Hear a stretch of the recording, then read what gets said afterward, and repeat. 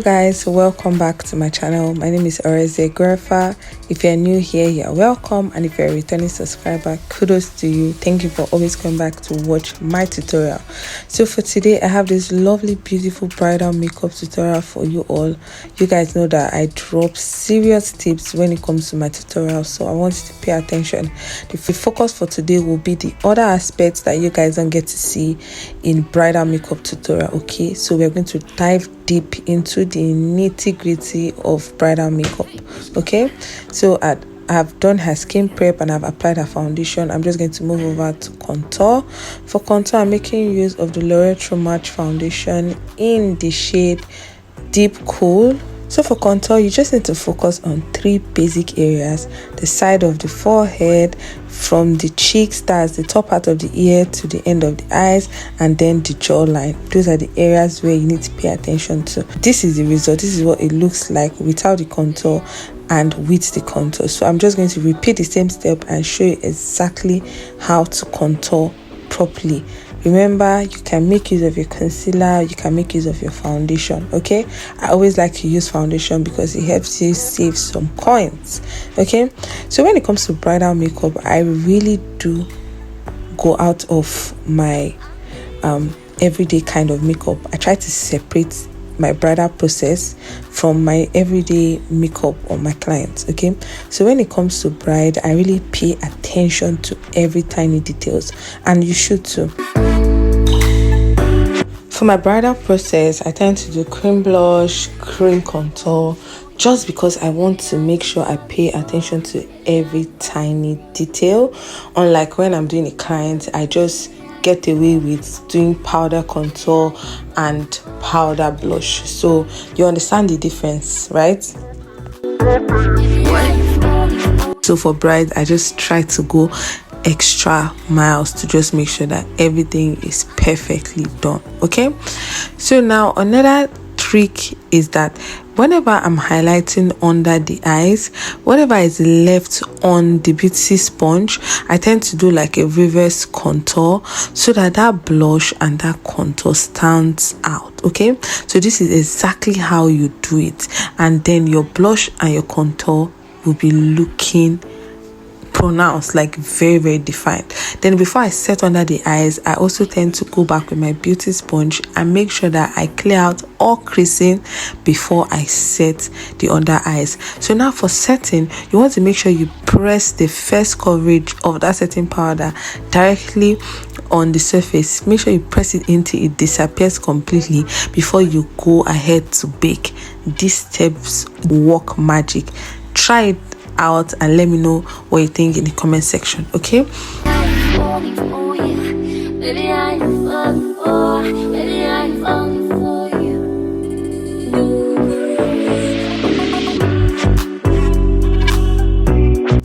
guys, recent videos I have uploaded on this channel has been all about how to become a makeup artist. If you're a beginner, I would enjoy you to share this video with as many people that want to become a makeup artist but don't have the funds. The videos are really insightful, and we have future episodes coming up where I will show you how to be an intern or how to apply for internship, and I will just guide you through the whole process. That is why I'm here for you. So if you have any questions to ask, please let me know in the comment section. Okay, so back to our tutorial. This is me showing you guys how to create my signature brows with my gel liner, that is from Hega and Esther, and with my brow tint from Blot. Those are my two magic tools that I always use to create my signature brows. So first, I use the Blot brow tint to raise the hair and just comb it and put it in shape so that I can see what I'm working with. If I go on to use my angled brush, dip it into my Hega and Esther brow gel in the shade Toffee, and then I line carefully. So first thing I always do is to outline, see what I'm working like, give it the shape I want before I go ahead to fill it in lightly. Then I go back with the brow tint to just brush the hair in place. So I use my brow tint and I use my clean spoolie to do the shaping and blending and just making sure that everything is blended evenly before I go back to conceal or highlight the brows with a foundation shade or a concealer shade that is one shade lighter.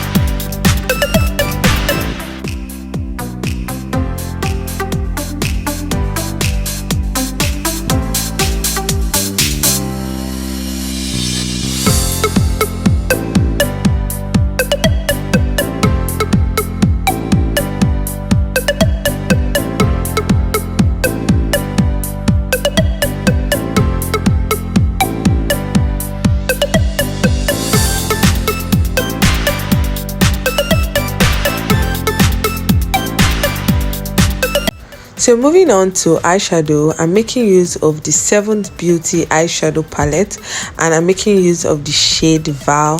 This is a very light kind of brown color. I'm just going to sweep this all over the eyelid above the crease.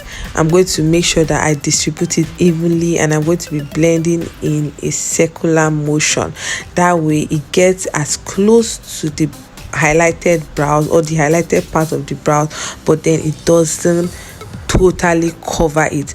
So I like to use this term when I'm working with eyeshadow. I tell my students all the time, make sure your eyeshadow is separate from your brows, but try as much as possible to take it very close to the highlighted part.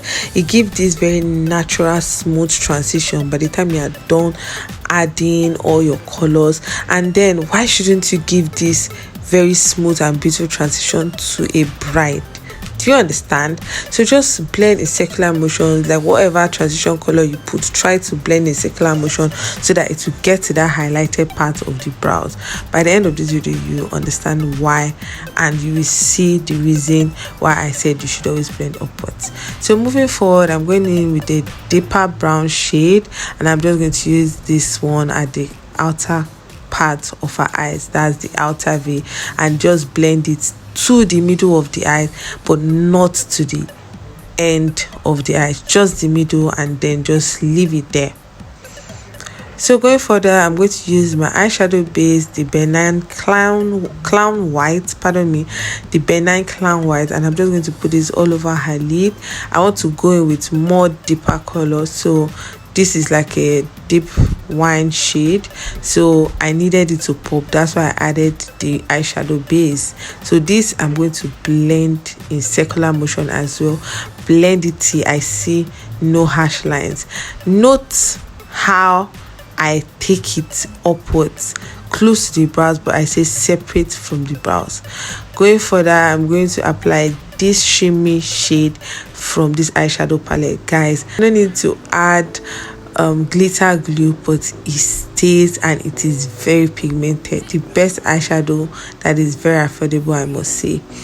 So because I'm going to work with some pigments, I'm just going to make sure I blend this evenly, then go on with my glitter primer and then apply. I'm going to be making use of a gold pigment and a kind of like green pigment. So first I'm going to apply my glitter primer, then use a very fluffy brush to apply the first pigment just at the middle part of the eyes. I've taught you guys severally that start applying your glitter from the middle part of the eyes. That is where light hits first, so that is where you should focus most of your pigment on, the middle part of the eyes. It makes all the difference. So I'm going to apply the next color, but then I'm going to put another coat of the glitter primer, then go ahead to add my second pigment, which is the green. You can see the effect it is giving, and that is all for this eyeshadow look. Anything else I'm going to be doing will just be clean up and making sure that everything comes or appear the way I have it in my head. Don't forget to sweep off the fallout with a little setting powder on your brush, and then you're good to go.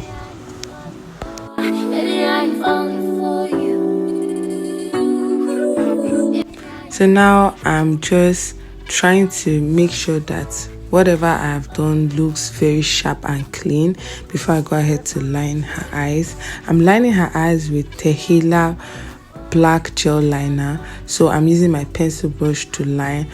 At this point, I wasn't going to give it a wing, I won't even lie, but later I decided to add a wing to it because, you know, wing just makes it look very nice, especially when the bride is closing her eyes. The effect it gives when like she has to take her pictures is just amazing. So I was going to leave it, but then I decided to add it because of that reason. Then after that, I will just fix her lashes offline. But then before you fix the lashes, you need to catch out or remove all the fallout using your mascara. Okay, so I use this one from Zaron. It's a 2-in-1 mascara.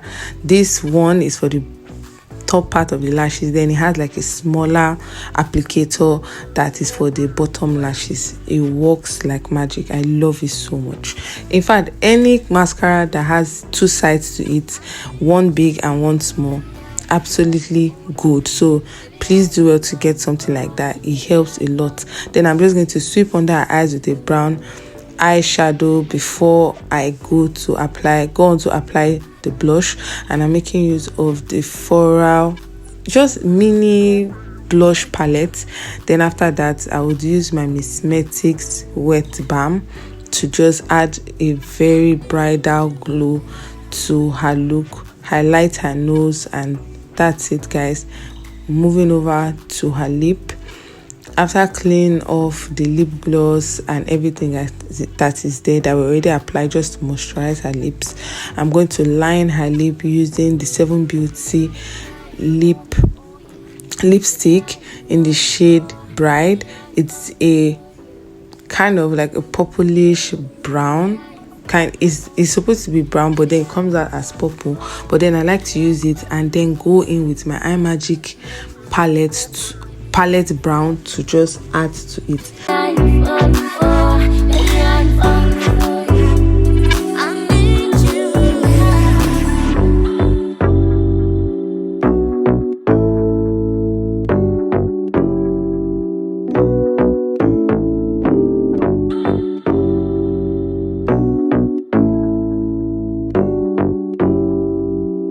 And there you have it, guys. A full bridal makeup done. Don't forget to subscribe.